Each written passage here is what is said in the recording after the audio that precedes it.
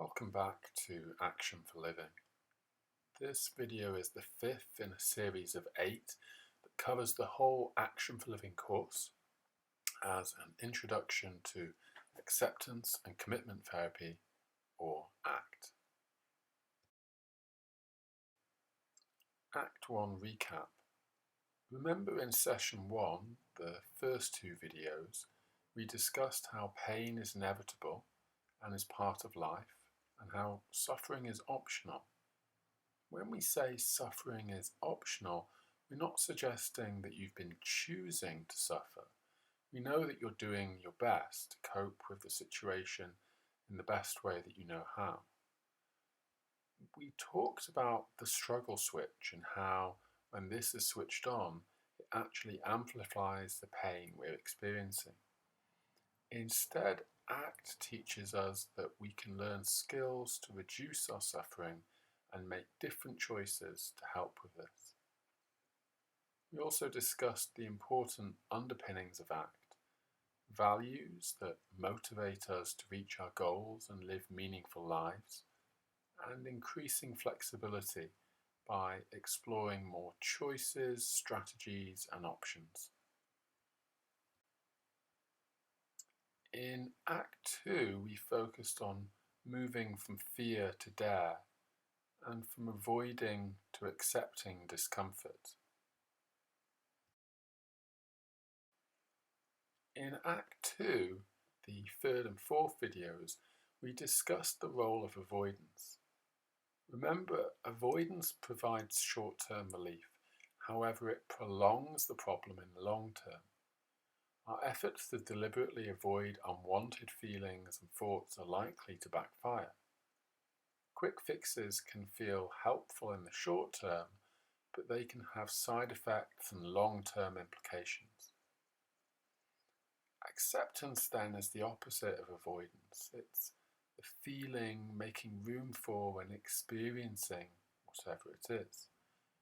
We talked about accepting that all we can really control is our choices, and by accepting this we can reduce our suffering. During part 2, the fourth video, we focused more on mindfulness, a skill used in ACT that can help us move towards acceptance and also help us to diffuse from unhelpful thoughts, feelings, and emotions. Mindfulness allows us to respond rather than react. We can practice mindfulness in both formal and informal ways. Looking back at the home practice then, there was the cost of avoidance exercise, identifying things that you do to avoid psychological pain and distress. And once you were able to identify these, it asked to reflect on what the cost of avoidance is. Was avoiding this helpful in allowing you to live a fulfilling life in line with your values? We have the table of control that asked you to identify things in your life that you can control, things you can influence but can't control, and those things you can't influence or control.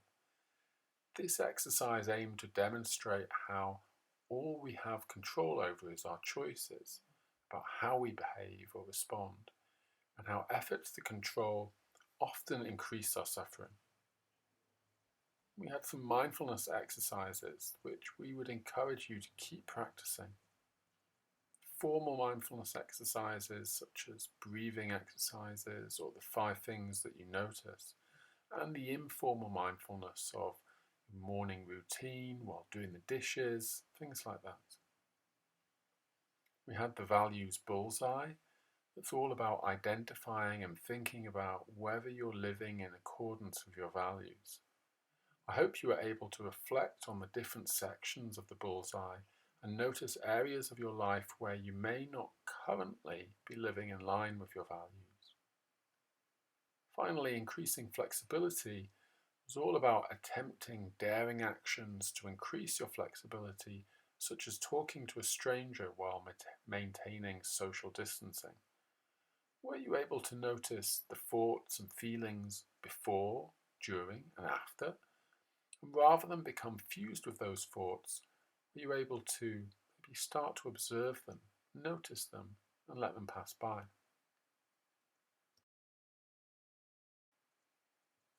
In this and the next video, The Trouble with Thinking, we're going to concentrate on fusion and diffusion. So let's get started.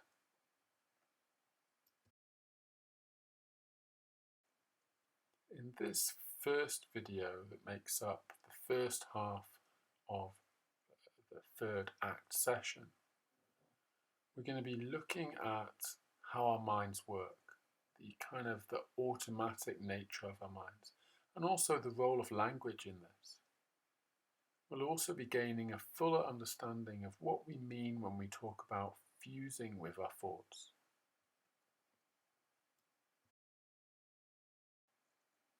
Take a moment and have a think about what you see here.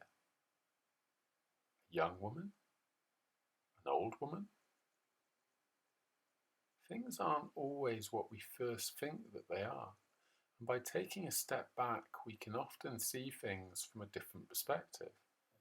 But what we see is often influenced by our context, who we are, what we know, what we've experienced. Now, the world is not as simple as these illusions, which have multiple, in this case, 2 interpretations. So imagine an optical illusion with near infinite images within it. In this scenario, thinking that this is a picture of an old woman isn't untrue, but believing only that thought and not being flexible is unhelpful, as it reduces your ability to also see the young woman. You can see both if you're more open to what might be, instead of thinking that something can only be one thing or another. So it's about flexibility rather than rigidity. Can you see both yet? Our minds are great at making patterns out of random images. As none of these are faces, yet our minds interpret them as though they were. The take-home message then is that just as we don't always believe what we see or hear, we shouldn't always believe what our minds tell us. People can get stuck in right or wrong debates all the time, but ACT moves the focus to whether it's helpful or unhelpful. So in these examples, people could get caught up arguing over what they see or what the picture really is. But ACT would suggest that there are many truths, not one.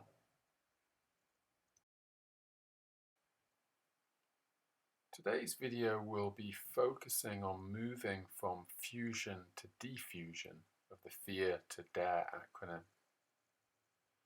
However, remember that all of these interlink, so we'll also cross over into some of the other areas too.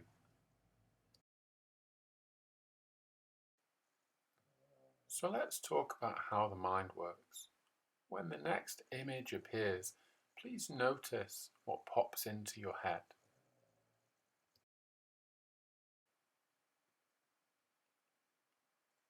Now, when you saw this picture, I'm sure that the word banana popped into your head. We subconsciously put a name to what we see. In fact, it's such an automatic process that it's very difficult to switch off, even if we try to do so.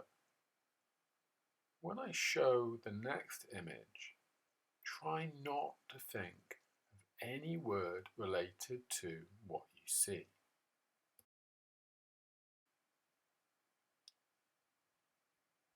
Did you succeed in not thinking of the name of that fruit?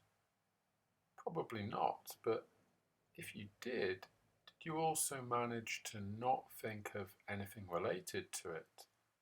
Not the colour, where it came from, what it could be made into, the shape, anything at all. Our minds work with quite automatic associations. So once more, this time try not to think of anything related to what you see in the next picture.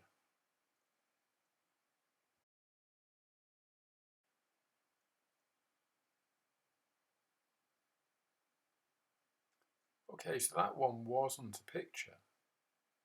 And yet, did you manage it? Or did the image of a dog pop into your head? Maybe other automatic thoughts popped into your head. If you love dogs, maybe it was happy images or memories.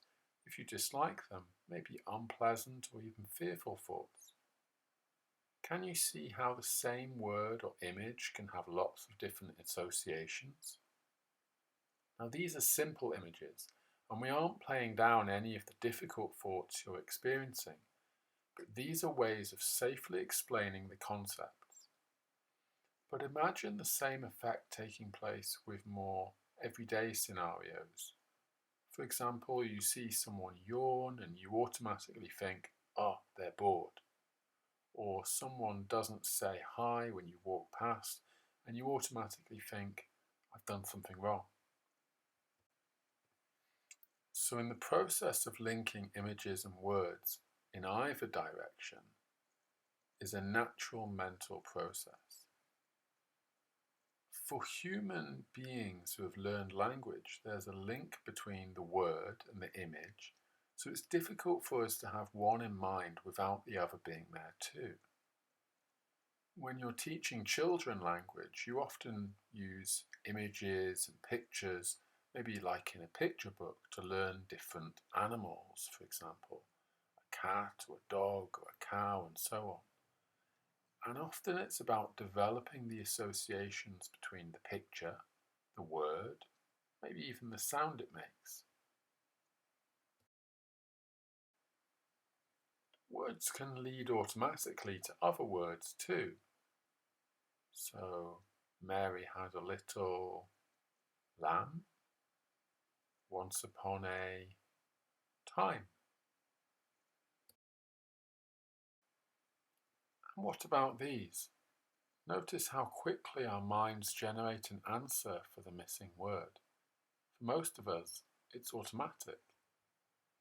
Jack and Jill went up the hill. There's no place like home.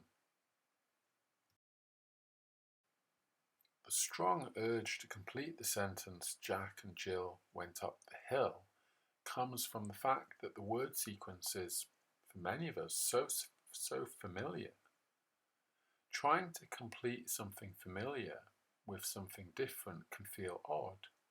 So, Jack and Jill went up the road. There's no place like Barry Island. Mary had a little chicken. What this tells us is that it can feel strange when we try to change the way we think, which in turn can make it harder for us to actually make any changes. And you might recall from the first week in your flexibility practices that this can be the same with behaviour. Think about what it was like when you took a different route or sat in a different chair from usual. Doing something different and not familiar can feel odd. Now, these associations that our mind makes can be really powerful. Our words and images don't just connect, they can also have an impact on our bodies. As a quick exercise to demonstrate this, imagine a lemon like the one on this slide, a large, yellow, juicy lemon. Imagine this lemon being cut in half and the juice running out. Imagine putting your tongue out and tasting the lemon, perhaps with the lemon above your tongue, squeezing to let the juice drip down onto your tongue. Or perhaps you're sucking on the lemon. Whatever you're imagining, focus on the images that you see and try your best to remember the taste of lemons, the sharpness, the tang, the smell, the freshness.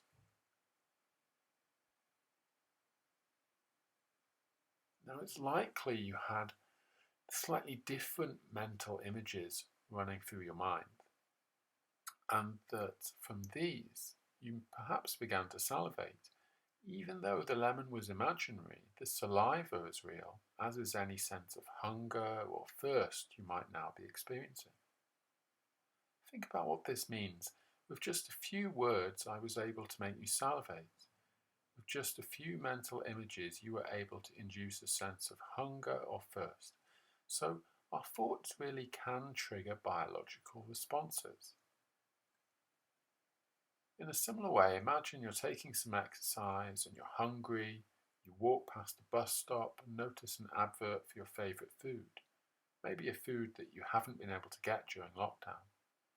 The likelihood is your feeling of hunger will intensify just by the thought of your favourite food from seeing it in an advert. As another example of this, recall the last time you watched a horror film. How did you feel? Were you afraid? Did your heart race a bit faster? Did your mouth get dry? Did you feel tension in your body? Although you know that you're watching a film and there's no need to be frightened, still it has this effect on us. And if we can achieve this with thoughts of food or with horror films, imagine what the thoughts of I'm going to have a heart attack or I'm going to faint might do to our bodies. This is especially important if your mind is telling you that you can't do something because of the anxiety you feel. Remembering that we can create the feelings of anxiety with our mind means that there's something we can do about it.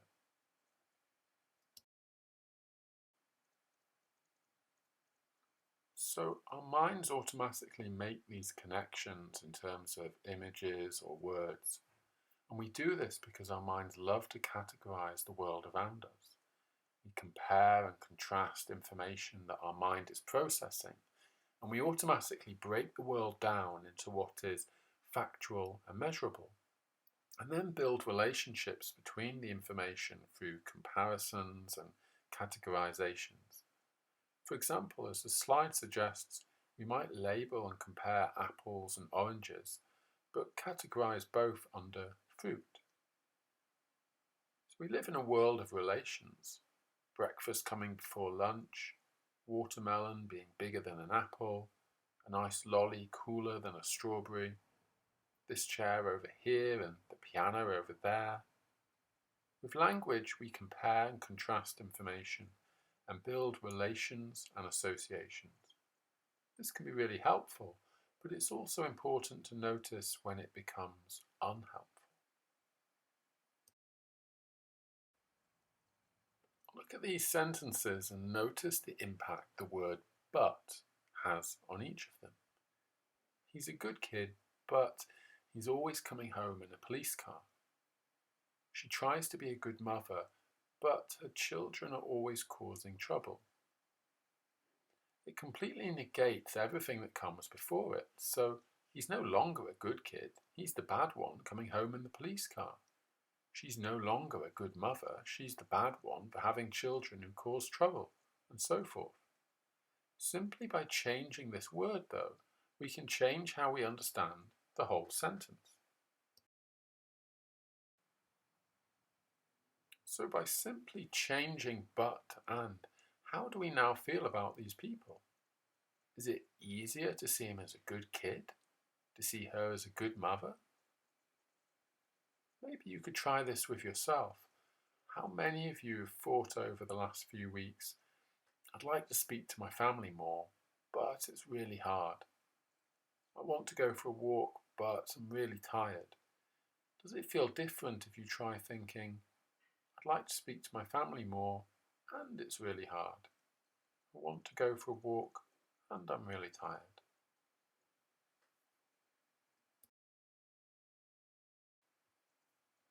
Now let's try again, but this time with some more commanding thoughts. So the shoulds, the oughts, the musts.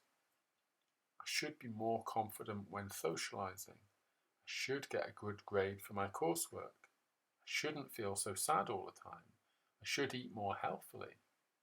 Try and think of some of your own. How about I should be managing social distancing? Do you feel under pressure from these thoughts? How about when we change them? If we change should to want to be more confident while socialising.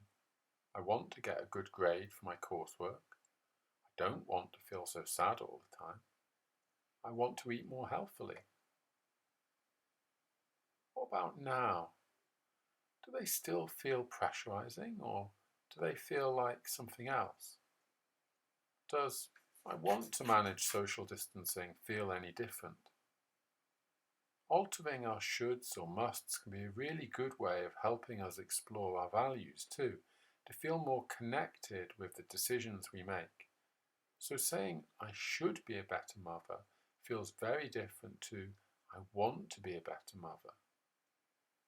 Want to sounds more like a commitment, working towards something you want to do, rather than should sounding like something you have to do, but maybe don't want to. So hopefully I've now conveyed to you how our thoughts are often automatic and how language can have a subtle but powerful impact on how we interpret the world around us. However, it's important to emphasize that none of these things are in themselves a problem. It's just our mind doing what minds do, and often doing it well. Language, for example, enables us to communicate with others, to predict, to plan, to problem solve, manage our behavior, learn from people, or even ancient cultures. So language and our minds aren't bad. However, they can become problematic when we start to see them less for what they are, a helpful tool, and more for what they're not, an accurate source of truth. Let's talk about types of avoidance. We talked about avoidance in previous videos. Avoidance is very common. Some types include controlling the thoughts, images, or memories directly, avoiding situations that prompt or trigger these, controlling these indirectly through safety behaviors, or utilizing quick fixes. These often provide short-term gain or relief, but long-term pain or suffering. Even though thoughts are automatic, we all employ control strategies such as attempts to change, avoid, or get rid of a thought. These can be helpful, but ACT argues there's a simpler way to manage. Often we employ these control strategies because we're fused with the thoughts we want to change. So ACT argues that rather than challenging the thoughts themselves, we should challenge the fusion.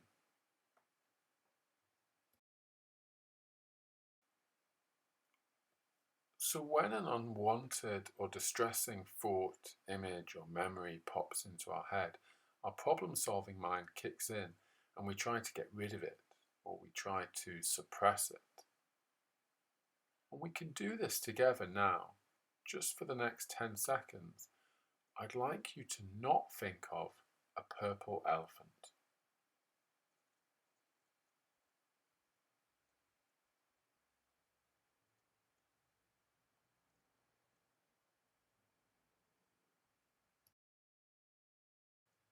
Just keep not thinking about purple elephants.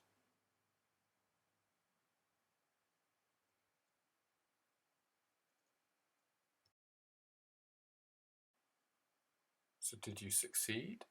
It's unlikely. Almost always trying not to think about something or to make a thought go away makes it stronger. Thought suppression just doesn't work. It's easy to passively not consider things, but as soon as I switch to actively trying not to think something, I can't do it. In fact, by actively trying to be rid of a thought that I find distressing, I'll inadvertently add a new layer of distress to it, as I'll be focused both by the thought itself and by my inability to suppress it. Remember us talking about pain versus suffering. The thought is the pain. The distress at being unable to suppress it is the added suffering. Same with emotions.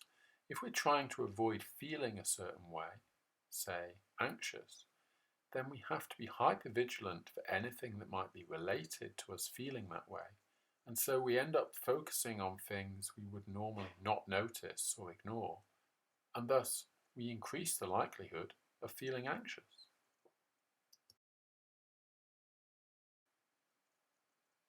Suppressing thoughts, images, and memories is like attempting to push a beach ball under the water and keep it there. We're engaging in a struggle to suppress the ball or the thought, and that can leave us totally focused on it.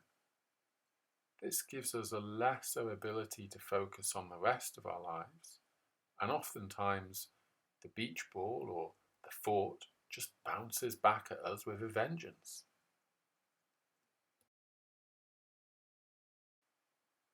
Cognitive fusion is the way that we trust our minds with whatever they've got going on in the background. How much we believe our thoughts, how much we buy into our thoughts. Like being welded to something, they become the same thing. So to fuse with our thoughts is to become them, not recognizing them as thoughts, as distinct from ourselves. Here's another good example of cognitive fusion. Notice what associations you make and what your mind does in just a moment.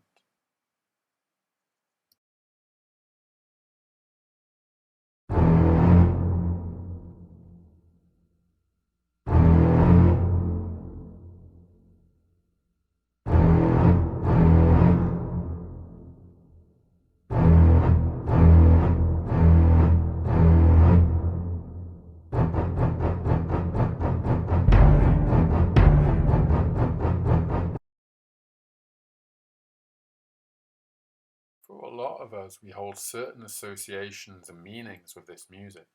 This is an example of fusion.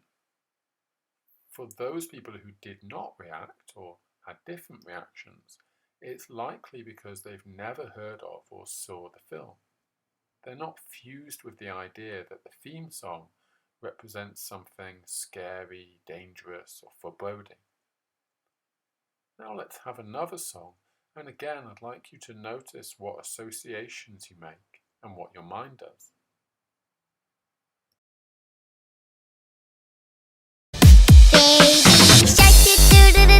Baby shark do do do do do do, baby shark do do. What associations did you notice that this triggered for you? Any strong feelings or emotions? For some, it might have made you feel happy. Maybe you wanted to sing along. For others, it might make you want to scream as you've heard it about 1,000 times and find it frustrating. Notice here if you're fusing with any particular thoughts. Cognitive fusion often occurs because we get stuck in thought traps. Common thought traps include believing that our thoughts are true, or that our thoughts are orders, or that our thoughts are threats. Getting caught in a thought trap means you believe thoughts to be real and you end up getting hooked. When we get hooked into those thought traps, we're no longer able to see those thoughts just as thoughts.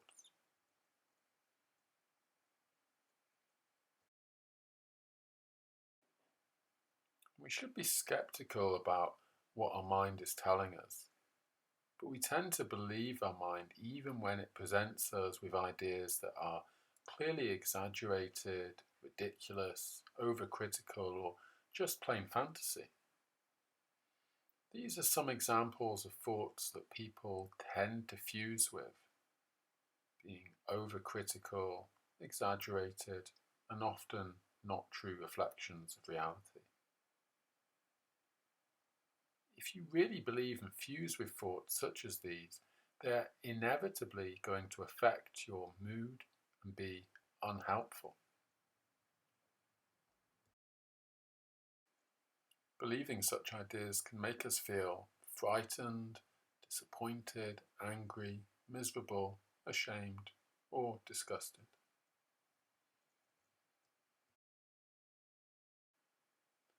ACT encourages you to get out of your mind and into your life. perhaps to develop a healthy disrespect for our minds, being more skeptical about what they're telling us, which is exactly what we'll be doing in the next video.